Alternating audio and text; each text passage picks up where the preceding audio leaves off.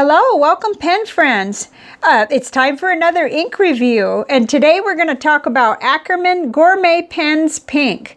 It's this beautiful pink. It's not too neon and it's not too red. The camera may do things to it. That happens, but we're going to look at a comparison panel, which hopefully there'll be some inks on there that you are familiar with, and that should help. But here it is. I got my sample from Gourmet Pens. It was a 4 ml sample, and there it is. Let's see, I was going to see if you could see in the vial. It's just very pretty, and I want to go over with you the pens I'm using for the comparison for the writing samples, because I did a few little changes. So we'll do that, and then we'll get right into the ink journal. So first up is the Genhao X750, and this does have the broad goulet nib on it. You've seen this before if you've been following me. So that's the first one.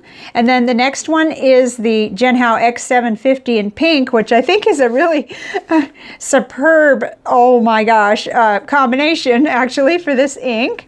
But instead of having the 1.5 stub, I have the 1.1 goulet stub in here. That's because the other stub is filled up, and I hated to empty it. So that's note to self. I need to get another. I do like that extra broad stub for reviews, but I really wanted to get this one done because I wasn't finding reviews. So I thought maybe it would be helpful to somebody.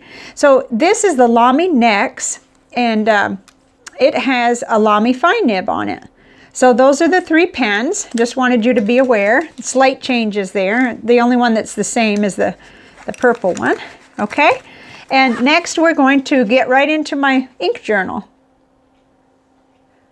Okay, this is the Bond Travel Gear hardcover 68 GSM Tomoe River paper journal that now doesn't seem to be available anymore, but you know, I've got some time, I think, to work my way through this and find something equivalent. What I like about it is that it's got the 5mm dot grid and the hardcover, and it's white 68 GSM Tomoe River paper. So here is the ink splatter that I did with this ink. It's just delicious, isn't it? It had some variation, so you could really see from light to dark, kind of like on here where you can see that once water kind of dilutes it a little, it has that real pinky look, and it can get really not red. I'm not going to say red, but it has nice tones. That's what I'm going to say. Okay, so I got my 4 ml sample for $3 at Gourmet Pen Shop. You can get the Akkerman bottle, the 60 ml. It has the little marble that releases ink up into the top for easy filling for $32, 60 ml. And then Lemur ink also is carrying it, the same price, $32.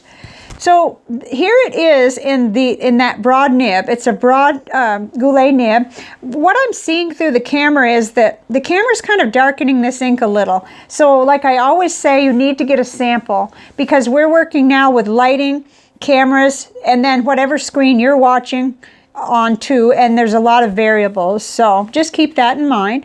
But it took 27 seconds, well 30 seconds to dry in that broad nib, and I thought that was really fast. And then sure enough, in the 1.1 goulet stub, it was taking, well, we're going to call it 40 because it was dry at 50, but it was also dry at 40, so 35 was still giving a pretty significant smear. But there's a big difference, not as much difference on this paper between the broad and the stub, but we're going to see some really big differences later on. So either my pen was having a hitch in its giddy up, or there, you know, it could be the paper, because this paper loves fountain pen ink, and it's quite premier, I think, premium, whatever you want to call it. And then I did notice that in the Lamy fine nib, it definitely changed it. It lightened it quite a bit. Looking better over here where I was printing, but printing takes longer, and I believe it was releasing more ink. So I do notice a big difference, at least with my eye, between this page and this page. So we're always going to have to be on the lookout for, that margin of error or variations. And it took 25 seconds to dry. That didn't surprise me. And let's see, let's just hop around since we're right there. This is the Chromatography. It was straight pink all the way up, and then it had kind of a, oh gosh, it almost looks lilac or something. It's really pretty with a tiny little blue edge at the top, which is really hard to see. Let me see if held up closer. You might be able to see it a little bit better. Oh, I'm getting a little bit of shadowing too. Huh, it's high noon here, so in Texas. All right, let me get that back down there and try to straighten it out. As to the water test, this is a 20-minute bath test, completely wiped out the ink, so it's just very typical fountain pen ink. It's not water resistant. I did dip it in the Serendipity. Oh, that's why. Okay, I'm ridiculous. Okay, this is the Lamy fine nib. This is the Serendipity Yowo medium nib. And there was quite a difference. So that would be my recommendation, is to get this ink into a medium or above. And that's just a personal recommendation. I happen to not like it when the ink looks so light. So, but I was really pleased with it in the medium. So forget everything I said about how printing, takes longer. It is true, printing tends to create more ink on the page with the way I write so fast in cursive, but this is a medium nib here. Okay, so what's next? I've got a whole bunch of samples, but let's turn this over and just look on the back. We have just typical ghosting, nothing that would bother me whatsoever. It's very well behaved ink. So let's go ahead and start going through our our paper samples. Got quite a few, and we will just start right in with the 52 GSM Tomoe River paper. I almost forgot this one, but here it is. I kind of wanted us to see it on this too, just to see if there was a difference. And we can just kind of lay this down and look at it, I think. If I had enough patience, it'd be better. But so it looks better over here, I think.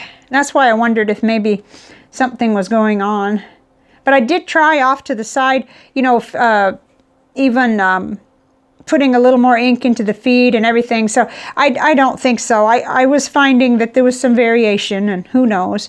But it just looks nicer over here, that's all. Maybe about the same in the fine nib. I didn't do the dry times on this. And there's ghosting, but nothing that would bother me on this. I tend to enjoy the 52 GSM paper best for writing letters, but in an ink journal, or in any kind of where I'm going to do splattering like this and maybe make something pretty in a journal, I'd rather have the 68 because it's just much more hardy. Okay, so now we're going to get into the Rhodia. This is Rhodia with a graft grid, but it is 80 GSM paper. So just ignore it, or try to ignore the graph, but I think it's going to be really nice because I won't have to sacrifice a bunch of or purchase a bunch of other paper. I got this at a real good price in a thrift store. So here it is in the broad nib. That's the Goulet broad nib, and then the stub, the 1.1. See how it brightens up in there? I really like it, and to my eye in person it doesn't look red. It looks like this, just a deeper pink, and I really like it. And then I just don't prefer it in the fine nib, that's all. I didn't continue the whole time with the medium nib because I'd seen what I really needed to see. And that's what I kind of thought was you need it in a medium or above. If you're me, if you have my eyesight, let's put it that way. Some people may think differently. So here is the little Leuchtturm dot grid notebook. It is a pocket size, 1917. Let's see if I can hold that up. This paper really liked the ink. In fact, maybe, I'd like to point out that there was more shading in here. I didn't see a lot of shading except for just a little on the Tomoe River paper. But my nibs are all steel nibs and they don't have any flecks, and keep that in mind too. And then, okay, in the stub nib, it's of course brighter and looks more saturated, but it did try to bleed through in a couple spots. So that's something to keep in mind, but I think in the medium nib it would be just fine because you wouldn't be dealing with the quite as weak, and it didn't bleed through in the broad nib, so I'm sure it would be fine in the medium nib. What I do with that? Let's try that real quick. That seems like, why didn't I go back and do that? And I'm not sure what, the answer to that is. That wasn't cocoa either, that was me. Okay, so here's the Serendipity. Let's just try that real quick. We could try it here because I think I have some blank space back here. So this is Gourmet Pens Pink. I've seen it listed as Gourmet Pink and Gourmet Pens Pink, so I'm not exactly sure, but you know, we know what. Oh, and that's what I meant to say too, is it's actually named that way after Azizah and her channel Gourmet Pens. She's on Instagram and YouTube, and I'm sure you know about her because I mean I'm a fangirl and I watch her videos. Okay, I think wasn't my point, trying to find out whether we'd have bleed through with the medium nib. And I didn't think so, and it doesn't seem to be any. It certainly would be acceptable to me, so that's nice. And, oh, yeah, that was smart. I just didn't put the little in-between there. Okay, you could tell I haven't done an ink review for a while. Okay, so next up, for those of you who do use the office type paper, or if you're stuck with copy paper, I tried it on that, and this is in the broad nib. There's a lot of feathering. Let me hold that up. There's a significant amount of feathering, but you would expect that. This is like Georgia Pacific 20-pound copy paper, pretty cheap paper. It looked nice in the stub nib, and probably wasn't any more feathering in that. And then it did okay in the fine nib. Feathers just a little, but not to the point where it would, you know, really drive you crazy. Okay, so on the back, heavy shadowing and ghosting, but interestingly, it tries very hard to seep through, but it really didn't do anything that would have bothered me at all. I mean, just a tiny bit of seepage. So you could use this on this paper. I don't know why anybody would want to, but for a pink ink especially, but you never know. Okay, so one more. This is the CVS caliber paper. This is my favorite for daily note-taking and process journaling. And I noticed, for me anyway, I really preferred it in the stub nib, and it would be fine in that nib on this paper. And it was perfectly okay here. There was nothing wrong with the flow. I just thought that the color weakened to the point I didn't like it, and I really liked it in the stub nib. And then the fine nib, well, that fine nib, it's not making me really happy, but I'll have to try it with another ink because that's really interesting how that is. I would have expected a little better from the Lamy fine nib. I said best in the stub nib. The paper ink is not a good match. Well, that's because I typically would be using a fine or medium on this paper. Let's see, and again, I didn't try the medium nib on here. Let's just do that. Didn't leave myself a lot of room, but that's okay. Again, it's brighter. See, we will go right beside that and put the M. It's just a little bit, and I don't know if you can see, but it goes on nice and wet. There's nothing wrong with the flow or the, you know, the ink goes on really well. So I think this is all an issue of color in terms of whether you'll like this or not. Color and saturation and so forth. And this paper is a lot like Tomoe River paper in that it does have ghosting, but nothing serious. Okay, so I think next, let's look at the ink panel, the comparison panel. Okay, now I don't have all that many pink inks, and I think the reason is because I go straight for a neon pink. I really like really bright neon pink, but then I realize when I'm writing a letter with it that it just, you know, people are going to need sunglasses, it's going to blow, it just is such a bright ink. So this is just much more pleasing to the eye. And I put next to it Lamy Vibrant Pink. Even, you know, I'm not trying to show you matches. I really don't have a single ink that matches this one. I have a couple that come close, but still no cigar, if that's a saying still.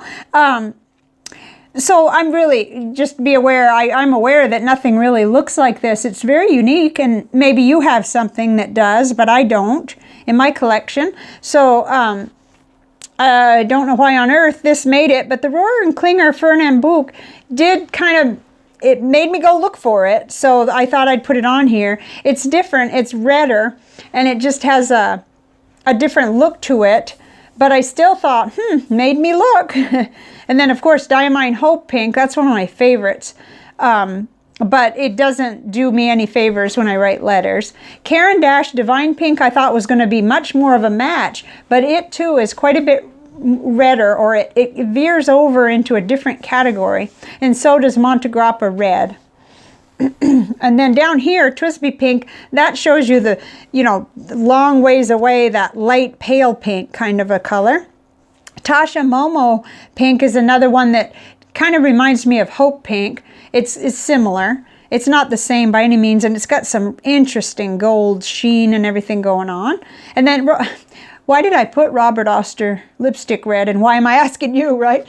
I don't know. I guess I just put it there because I kept it there because I have a whole bunch off to the side here too. So hopefully you'll forgive me for showing all these. But here's Lip Color Rose Pale by Tasha. It's much more like Diamine Hope Pink. So it's out of the range of today's, but I thought we'd look at it. And then this is all the rage, Pelikan Edelstein Star Ruby, which is just much different. You can see that, well, you can see a different saturation, and you can see, or at least I can see, sort of a deeper kind of a red, or bright. It's bright, but it's different. It doesn't really make me think of pink that much. And then here's one, I don't know why I put it, but Robert Oster Cherry Blossom. This came to mind because I knew that this was less saturated, and I just kind of wanted to see how it looked. But yeah, that's ways. And then I don't know why, but I wanted to see what it looked like near Colorverse Mars Curiosity, which is definitely red. So we're out of the ballpark. Yeah, we really are with that one. Montegrappa Red we already did. Okay, Robert Oster Whisper Red. That was interesting too. That kind of, I don't know, it fits into that area, but it's not pink. And it's more so not pink than, than any of these, or, well, that was any of these down here that are real pink. Okay, Rohrer and Klinger Morinda. I wanted to see that too. That's definitely red. Totally out of the ballpark, but still I wanted to see it.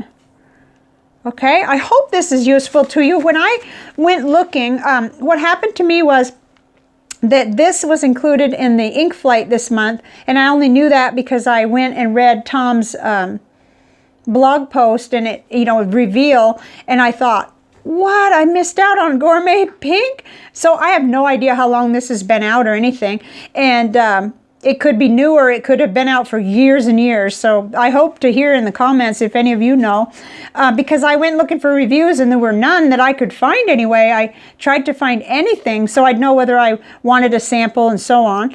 And since I couldn't find any, I decided, you know what, I think I need to get, this will be a good segue back into doing ink reviews. So let me tell you what I think of this ink. And keep in mind, this is a highly personal,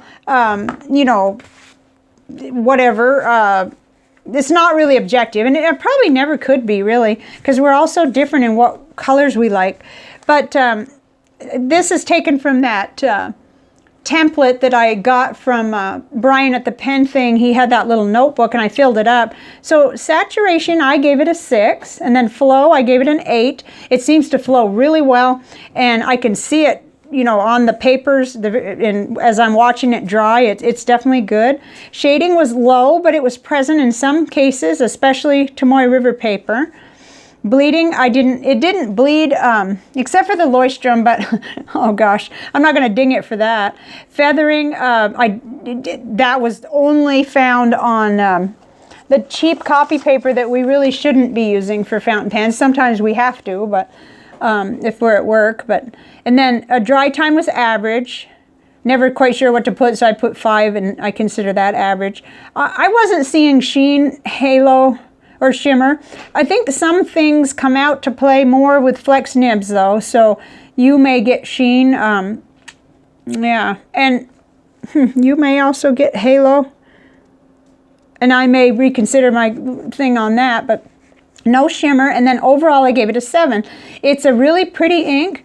I liked it especially in the stub.